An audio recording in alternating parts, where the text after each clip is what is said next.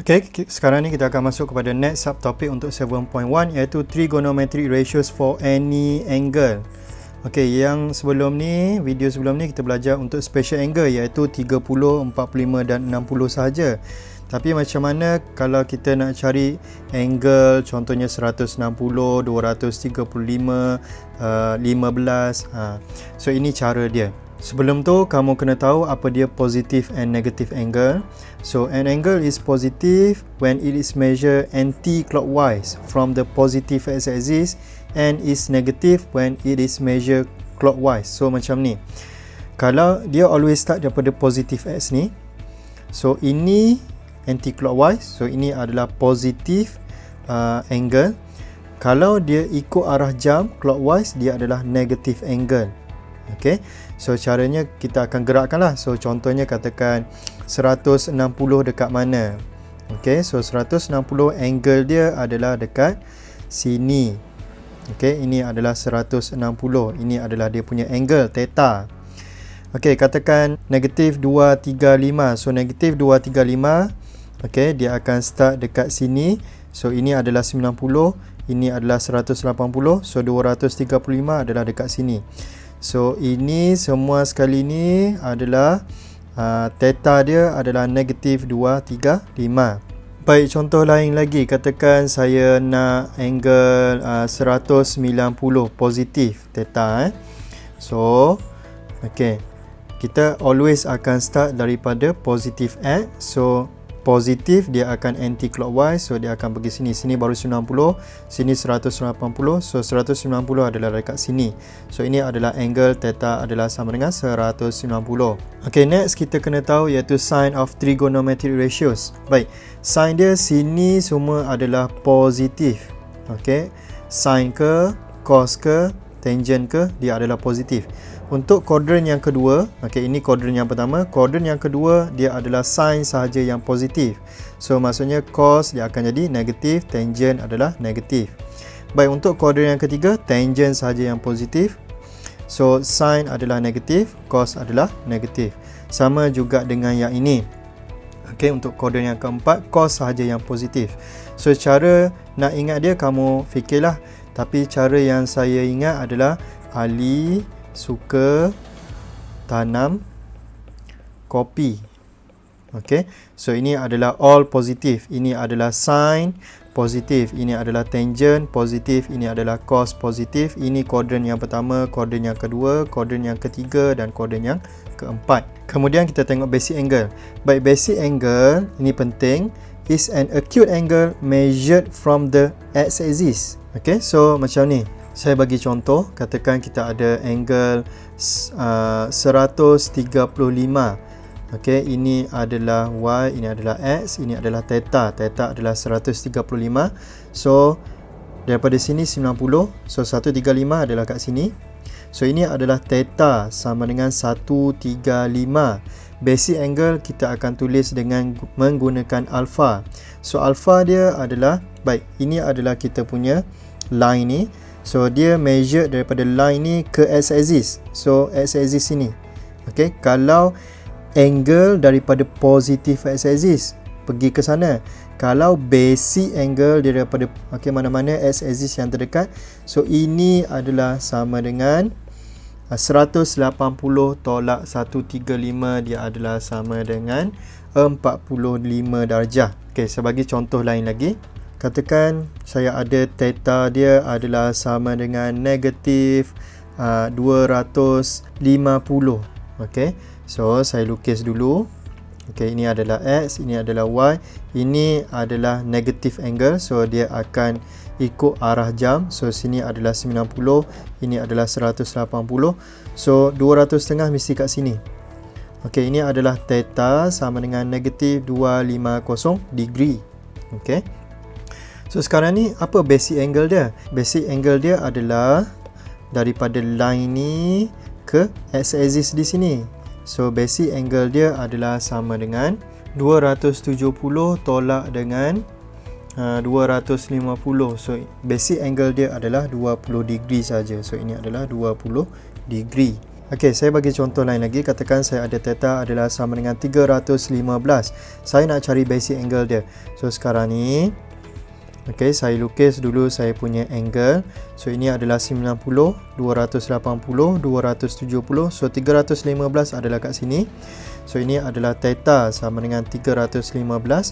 So basic angle dia kat mana? Dia adalah di antara line ni dengan x-axis. So di sini. So ini adalah basic angle dia. Macam mana mau cari? Basic angle adalah sama dengan 360 tolak 315. So ini adalah sama dengan 45 darjah. So basic angle dia adalah sama dengan 45 darjah. So saya bagi contoh lagi supaya kamu betul-betul faham tentang basic angle. Katakan saya ada theta adalah sama dengan 15 darjah. So 15 darjah dekat mana?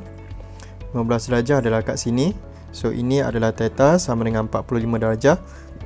So basic angle dia dekat mana?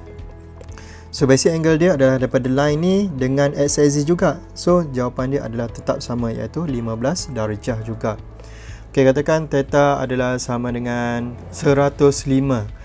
Okey, negatif lah. Okey, negatif 105. So angle dia akan berada di mana? Angle dia akan berada di sini. Ini 90, 105 di sini. So theta adalah sama dengan negatif 105 darjah. Okey, so basic angle dia kat mana? Dia adalah di antara line ni dan juga x-axis. So sini adalah kita punya basic angle. So basic angle dia adalah sama dengan 180 tolak dengan ni, nilai dia adalah 105. So kita akan dapat basic angle dia adalah sama dengan 75 darjah. Okey, ingat basic angle always positive. Okay, always positive basic angle lah. Okay, kita pergi kepada example 3. Dia minta kamu state the trigonometry function in an acute angle. So acute angle apa dia? Okay, dia adalah sudut di antara 0 sampai 90. So kalau kamu nampak soalan A, B, C ni, okay, dia angle dia semuanya lebih daripada 90. Soalan minta kamu tukarkan dia kepada bentuk acute angle. So katakan soalan A, sin 160. Yang pertama saya akan buat adalah saya akan salin balik sin ni. So saya akan dapat sin sini. Kemudian saya akan lukis 160 degree. Kita punya theta tu. Okey, ini adalah X, ini adalah Y. So theta kita sekarang adalah 160. 160 kat mana? Baik. Ini adalah 90. So 160 lebih kurang kat sini. Sebab the whole thing ni daripada sini sampai sini adalah 180. So saya akan dapat saya punya theta saya adalah sama dengan 160. So basic angle saya berapa? Basic angle adalah di antara line ini dan juga x-axis. So ini adalah basic angle saya. So basic angle saya adalah sama dengan 180 tolak 160. Ini adalah sama dengan 20 degree. So saya akan letak sini jawapan saya untuk basic angle, iaitu 20 degree. Kemudian saya tengok balik. Basic angle saya adalah berada di kuadran yang kedua. So kalau ikut kuadran yang kedua, apa yang positif? Baik, Ali suka tanam kopi. So pada kuadran yang kedua, sign yang positif. So ini adalah positive sign. So jawapan dia adalah yang inilah. Sin 160 degree adalah sama dengan positive sin 20 degree. Okey. Baik, kemudian kita pergi kepada soalan B, cos 220 degree. Yang pertama saya akan salin balik cos tu. Kemudian yang kedua saya akan buat saya punya X dan Y axis. Kemudian saya akan lukis saya punya angle 220. So angle saya adalah ini 90, 180. Dia mesti kat sini. Okey, 220. So ini theta saya adalah sama dengan 220. Basic angle saya dekat mana? Basic angle saya adalah di antara line ini dan x-axis. So di sini adalah basic angle saya. So berapa sudut dia tu? So sudut basic angle saya boleh buat 220 tolak dengan 180. Macam mana dapat? Okey, 220 ini tolak dengan 180 kat sini. So saya akan dapat sudut di sini sahaja. So ini adalah sama dengan 40 degree. So saya akan letak basic angle saya dekat sini 40 darjah. Kemudian saya punya kuadran. Basic angle saya berada di kuadran yang ketiga. So Ali suka tanam kopi. So pada kuadran yang ketiga, tangent sahaja yang positif. So kalau cos dia adalah negatif. So jawapan saya akan jadi negatif cos 40 degree. Okay, so untuk C, tangent 310. Okey. So, yang pertama saya akan salin balik tangent tu. Kemudian saya akan lukis saya punya X dan Y axis dan saya akan lukis saya punya theta. So, 310 kat mana? Ini 90, 180, 270. So, dia mesti berada dekat sini. So, ini adalah saya punya theta sama dengan 310. Kemudian basic angle saya kat mana? Dia adalah di antara line ni dan juga X axis. So, dia berada di sini. Okay, so alpha saya sekarang ni adalah sama dengan 360 tolak dengan 310. Okay, so jawapan dia adalah sama dengan 50 darjah. Macam mana buat ni? Okay, 360 adalah satu pusingan yang lengkap. Tolak dengan 310, saya akan dapat dekat sini sahaja. So, saya akan salin basic angle saya dekat sini, tangent 50. Kemudian saya punya sin. Okay, ini alpha saya berada koorden yang keempat. So, Ali suka tanam kopi. So, pada koorden yang keempat, cos sahaja yang positif. Tangent dia akan jadi negatif. So, jawapan saya adalah negatif tangent 50 darjah.